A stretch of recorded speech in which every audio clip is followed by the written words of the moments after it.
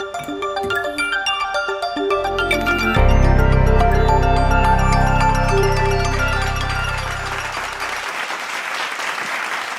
very good afternoon to each and everyone sitting here. My name is Major Prajakta Desai and I'm an Indian Army veteran. Today when I'll talk about Illuminate, I'll share certain anecdotes of my personal life as well as the Indian Army in general. So you all know that standing tall at 18,000 feet is the Siachen Glacier, where the Indian Army soldiers are bravely dominating the highest battlefield in the world since 1984. To honor those who have fallen, who have laid down their lives, sacrificed their lives for our motherland since 1984, there is a scroll of honor at the Siachen base camp, which says, so hear me out very carefully. It says, quartered in snow, silent to remain. When the bugle calls, they shall rise and march again. So ladies and gentlemen, when I talk about illumination, the very first thing that comes in my mind are the soldiers of the Indian Armed Forces who have selflessly, without bothering for their personal safety, has always stood for the countrymen, have always stood for our nation. And when I was preparing for my talk of illumination, I thought, what should I exactly share with the students here? Two names which I could not forget, and I want to emphasize more on this stage, are of the two living legends, the two living Paramveer Chakras, Subedar Major, Honorary Captain Yogendar Yadav Paramveer Chakra, and Subedar Major Sanjay Kumar Paramveer Chakra. I'm sure you all have heard these two names during the Kargil War. Why do I bring it over here? Because I want to talk about their individual valor. While one, they were just mere 18 to 20-year-old young men who were there in the icy heights of Kargil. One of them, literally barehanded, charged into a post where was a heavy machine gun firing upon them. Pulled the machine gun out so that his platoon can go ahead and destroy the post. While the second one, in a vertical cliff chop assault, took 5 bullets on his entire body, but still defeated the post.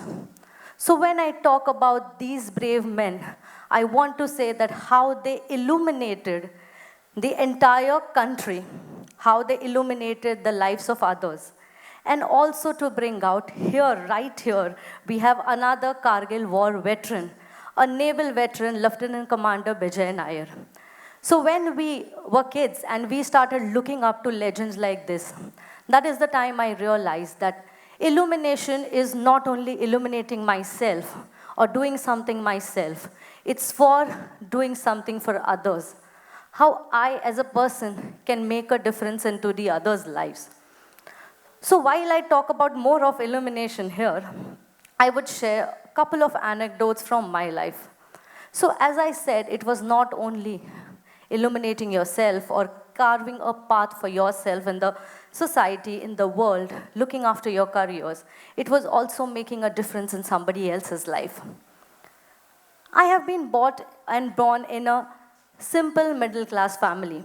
I always keep sharing that I had a lot of financial restrictions and limited resources to make it to my career.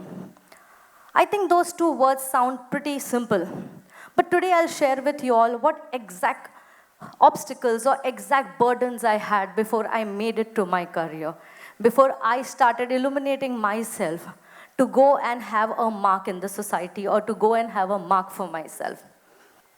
My father had a small-scale business, as most of his things did not work out. I was a child in middle school and high school that time, when I thought that if my parents are going under so much of pressure, under so much of financial constraints, it's important for me to lend a helping hand. My father used to have a small-scale business of making agarbattis. And I remember from a convent school where you are placed in a certain kind of a mold, you behave in a certain way.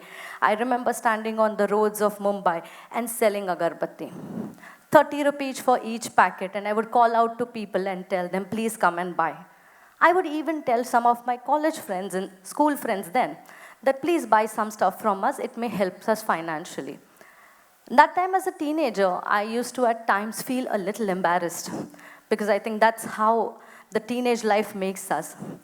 But what was more important for me is to help my parents come out of the misery.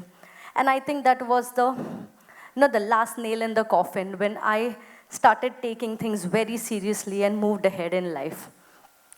While I did my school as well and also sold agarbattis with my father, I used to give tuitions to small kids of primary school and earn around 300, 350 and give the entire amount to my mother and tell her, I do not need anything, it's all for the house. Things went ahead, my father's business slowly and steadily grew. But when you have a small scale business, things are not that fancy. I remember when I couldn't afford fees, I had my cousins or my relatives helping me out. Even for the matter of wearing good clothes, I had clothes donated by people who came and gave it to me. Buying school books was a huge task. So what I did was I requested seniors in the future classes to give their used books and also to give me notebooks which had empty pages. Why? Because my mom would remove out few pages, add it, bind it, and make me a book. Now, why do I say all these things is because life is never simple. Life will always throw obstacles at you. It depends upon each of one of us that how do I make these kind of obstacles into good opportunities. Had someone, just stayed back and thought that things are not going fine or not going my way, I think the person would have just stayed in one place and never moved forward. Another important anecdote I wanted to share with you all. Why? Because my place, or for me to become an army officer, a very important aspect I wanted to learn to have a good command over English. Because I was in a convent school and I come from a typical Marathi family, speaking English was never that used to happen around. And in a convent school, it was so difficult for me to adjust because the girls were quite proficient in English. And I really want to use this word proficient here because girls from even primary till you pass out are very proficient. When I went to my school, I used to always be alone. Why? Because I just couldn't understand what they spoke. The words were so huge, so flowery that it just whooped up my head. But I realized that if I wanted to make friends, because I had none, because of the language barrier, I need to learn this language. Studying something to get marks was different, but learning a skill to survive in life was different. I remember an incident when probably I upset at some person, and she happened to tell me, don't irritate me. Trust me, I did not understand the meaning of the word, but I found it very fancy. I asked some other person and she happened to tell me the meaning of it. I felt a little bad, but then I was super happy that I learned a new word. I went back home and I told my father, see Papa, this is what I've learned today. And I went in the entire building just speaking out that word. Slowly and steadily, I became a keen observer. I just heard what people said, how they showed their body language, and what all the different types of new words I learned, I started inculcating in my everyday journey. Joined a convent school in standard 5th, and literally till standard 9th when I never had any friends, I think in the standard 9th I started making some friends. When I went in college and further in NCC, my vocabulary became a little bit better, and slowly and steadily even I had a better hand over English. So today when I guide aspirants and they ask me, ma'am, how do you learn English in a day? I take myself back over there, think of everything, and I tell them that learning such kind of a skill is not that will happen in a day. It's a long process that takes. But one should not get demotivated or upset with the fact that it's taking a lot of time. It took me, I think, 5 to 7 years to learn. But yes, with today's technology and with today's resources, people learn it at a faster stage. Post joining in the army, serving in the Corps of Army Aviation, Having the privilege of being the first woman UAV pilot, things really went well. Post my retirement, when I went on social media, I came across a lot of defense aspirants who approached me. And after interacting with few of them, I realized that their barrier was not knowing the exact requirement to get into the armed forces. Honestly, it took me back to my time when I did not have resources. I had financial restrictions, and what was that was pulling me from going in pursuit of my dreams? I said that is what something should not happen with someone. Education shouldn't be at the cost of money. I began motivating these aspirants. I began guiding them. At times after my corporate job of 9 hours, I used to literally sit 1 or 2 hours, answering those DMs, answering each and every student who approached me to know about the armed forces, putting up stories, giving out lives. Slowly and steadily, I started being approached by NCC, by school, colleges, and it went all till corporate. When I collaborated with few pages who told me to speak about my story, and in due course of time, when some people came and told me that your stories are inspiring, they are motivating us. So that is the time I felt, why not become a motivational speaker? If a few words, little bit of my experiences, if I share, and it's making a difference in someone's life, why not take that step ahead and illuminate again? Having a steady corporate job and managing that with motivational speaking or addressing students was a little challenging. But I always learned that if you have something, impart. Knowledge is something, if imparted, just increases.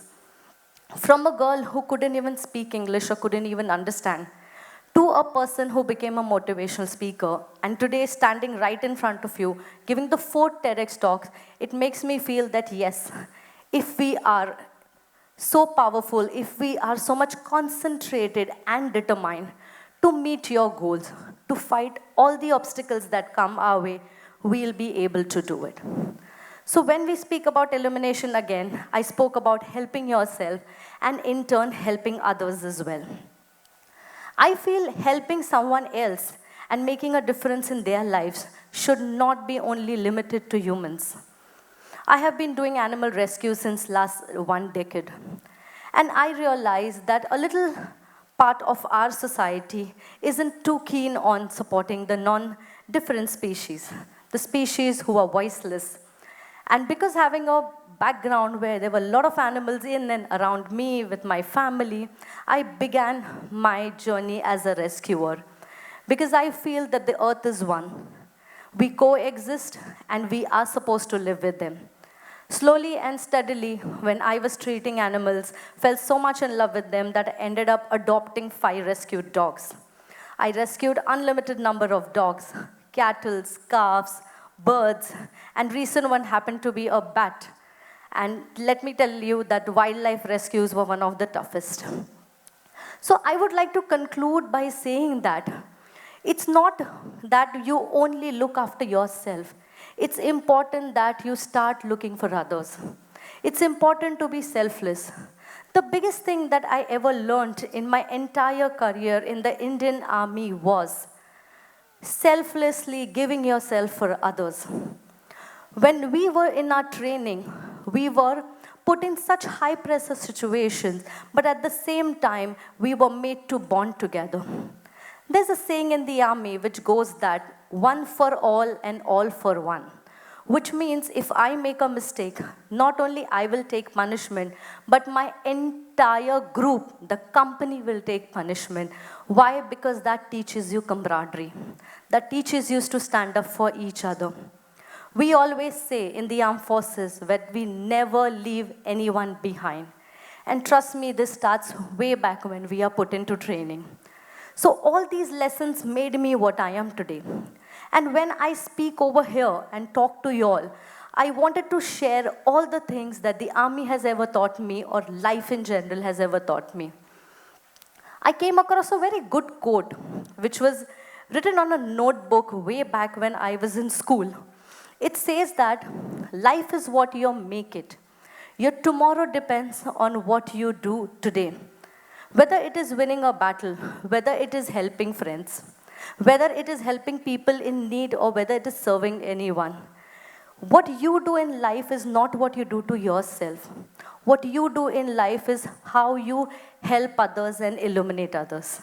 So, ladies and gentlemen, I would like to conclude with few Hindi lines that come from a beautiful poem by Makhan Lal Chaturvedi. The poem is called Pushpa Ki Abhilasha, which means kind of an autobiography of a flower. The last few lines are literally dedicated to the soldiers, and wherein the flower says this to the gardener, and it's in Hindi. The flower says that, मुझे तोड़ देना ए one माली और देना उस पथ पर तुम फेंक, मातृभूमि पर शीश चढ़ाने जाए वीर अनेक. Thank you and Jai Hind.